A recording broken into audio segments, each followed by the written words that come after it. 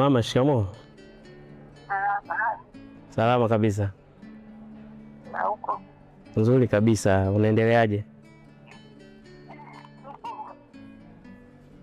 Ndo naamka? Ama. Ilikuwa hapo tu. Okay. Maana sauti iko chini.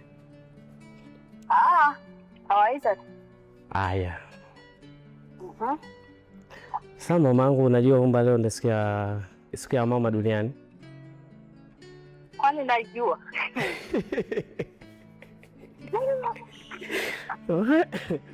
Mbele kukumbusha leo ndo siku ya mama duniani. Na mimi mwanao nikasema ngoja nimpigie mama yangu nimkumbushe kwamba leo ni siku yake. Nashukuru sana. Sawa sawa. Nilikuwa nataka tu nikwambie kwamba kwa kuwa leo ni siku yenu, siku ya mama duniani, mimi nakuombea kwa Mwenyezi Mungu akupe umri na maisha marefu zaidi. Sawa. Tuzidi kuona sherehe hizi mara kwa mara.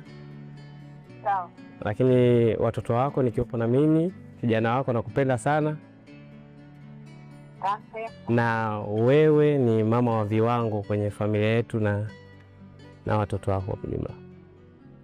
Sawa. Tunakupenda sana. Asante kwa kunikumbusha, na bibi yako anakupenda pia. Mwambie nampenda sana na Mungu amsaidie pia naye akae vizuri. Yupo hapo? Yupo. Mpe niongee naye. Hai. Ngoja niko hapa. Sebo.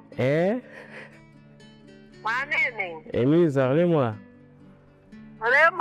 Lemora sana. Kokaya Mola sana. Sasa bibi.